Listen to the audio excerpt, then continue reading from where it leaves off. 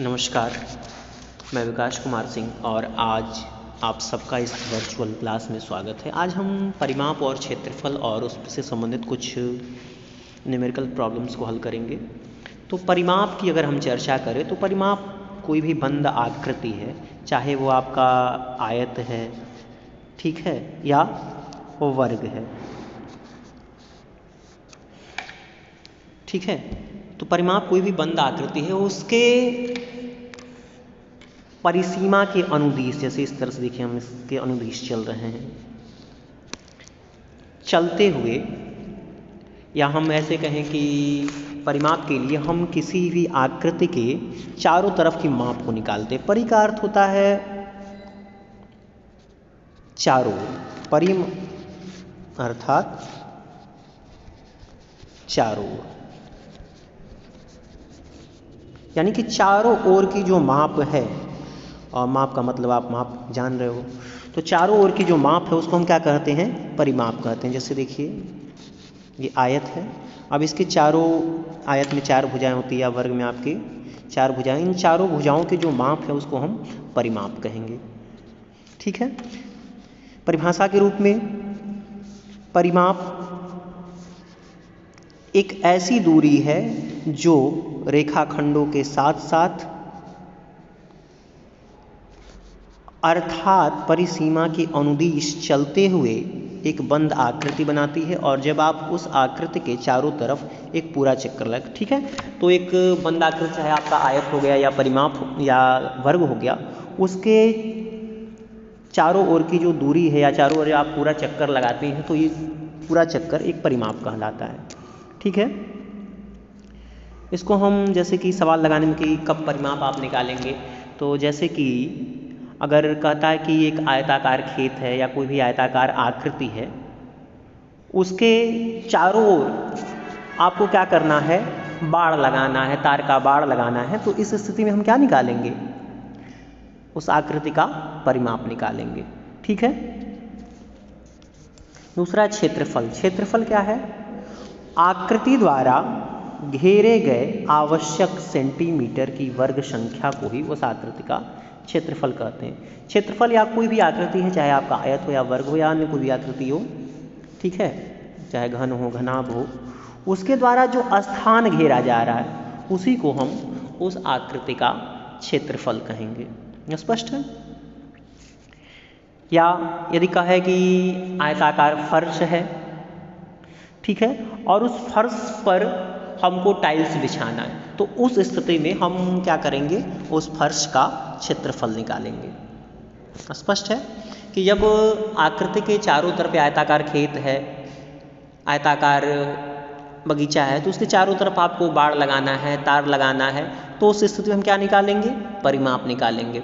आयताकार फर्श है, उस पर हमको टाइल्स बिछाना है, संगमरमर बिछाना है, तो उस स्थिति में हम उस आकृति का क्षेत्रफल निकालेंगे। स्पष्ट है?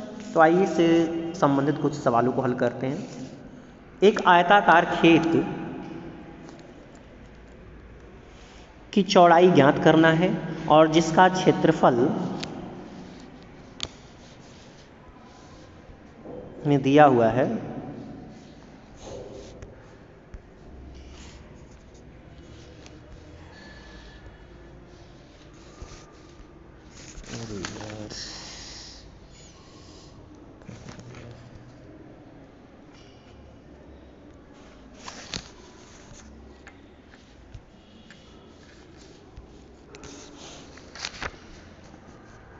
ठीक है।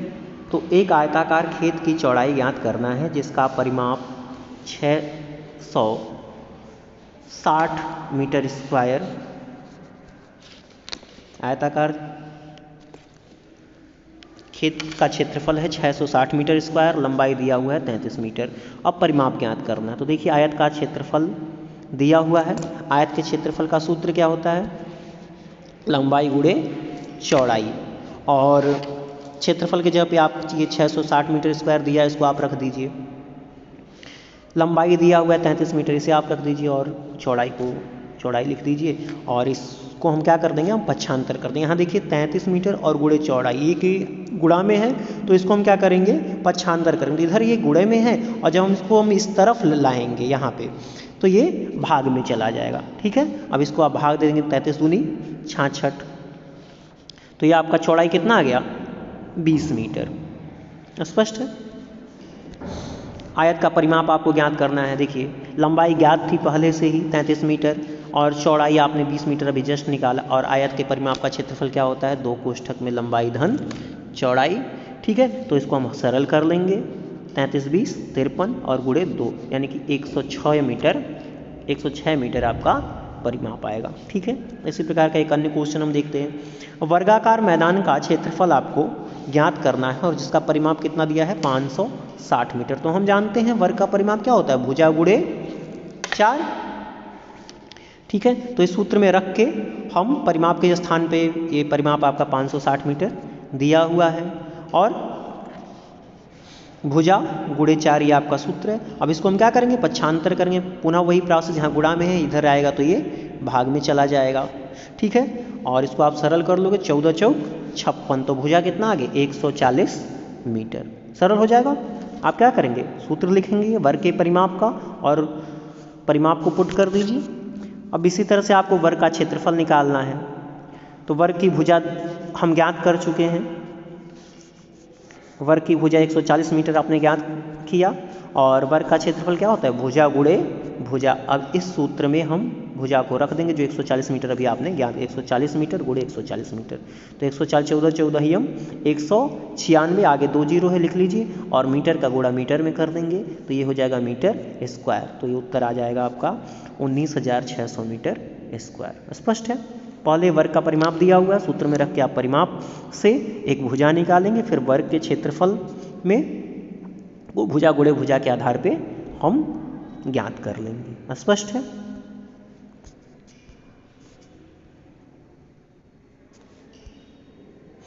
आगे देखिए, एक तार है 10 सेंटीमीटर भुजा वाले वर्ग के आकार का है और तार को मोड़कर एक 12 सेंटीमीटर लंबाई वाला एक आयत बनाया जाए और इसकी चौड़ाई ज्ञात करना है और किसका क्षेत्रफल अधिक होगा। तो हम जानते हैं वर्गाकार ये तार है और वर्ग का क्षेत्रफल आप निकालोगे तो भुजा गुणे भुजा के आधार पर हम निकाल लेंगे। तो 10 मीटर दिया हुआ है एक भुजा, वर्ग का क्षेत्रफल आ जाएगा 100 मीटर स्क्वायर। 10 मीटर गुणे 10 मीटर, मीटर से मीटर का गुणा करेंगे, ये मीटर स्क्वायर और 10 दहियम 100। उसी वर्ग का परिमाप आप निकालेंगे तो भुजा गुणे 4 के आधार पे 10 गुणे 4 40 मीटर आ गया।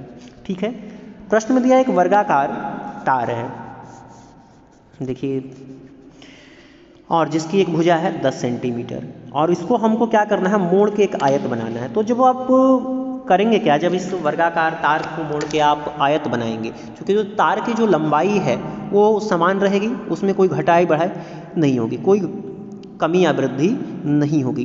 तो ऐसी कंडीशन में जो आप वर्ग का आकार जो तार है उसको मोड़ के जब आप आयत बनाएंगे तो उसका ही परिमाप सेम होगा। तो इस अतः हम क्या लिखेंगे, आयत का परिमाप बराबर वर्ग का परिमाप, और आयत का परिमाप आपको वर्ग का परिमाप 40 सेंटीमीटर दिया तो आयत का परिमाप भी कितना हो जाएगा, 40 सेंटीमीटर।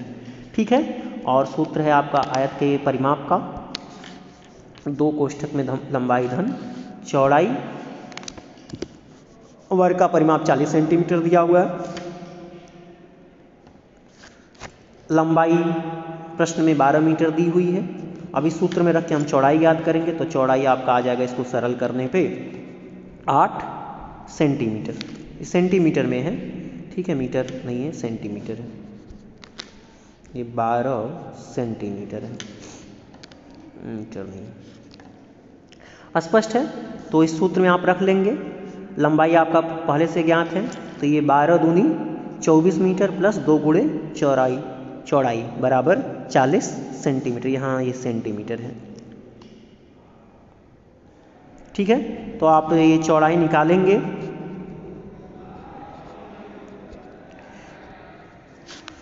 तो 2 गुणे चौड़ाई और 40 में से अब इसको देखिए प्लस में है, इधर पक्षांतर करेंगे तो ये किस में आ जाएगा, माइनस में आ जाएगा, 40 माइनस 24 तो 40 में से 24 आप घटाएंगे 16 सेंटीमीटर, 2 गुणे चौड़ाई, चौड़ाई से इसमें क्या करेंगे कि गुणे में है, इधर पक्षांतर करेंगे, भाग में चला जाएगा, तो चौड़ाई आपका हो जाएगा 16/2 बराबर 8 सेंटीमीटर। और आयत का क्षेत्रफल आपका निकालेंगे 12 सेंटीमीटर, लंबाई आपको पहले से ज्ञात है 8 सेंटीमीटर, अभी आपने जस्ट ज्ञात किया, तो 12/96 सेंटीमीटर स्क्वायर। अंतर देखिए 100 सेंटीमीटर आपका ये वर्ग का परिमाप था और आयत का परिमाप अभी आपने निकाला 96 सेंटीमीटर स्क्वायर, अंतर है आपका 4 सेंटीमीटर स्क्वायर। तो स्पष्ट है कि वर्ग का क्षेत्रफल क्या होगा, अधिक होगा। ठीक है, तो आज के लिए बस इतना ही।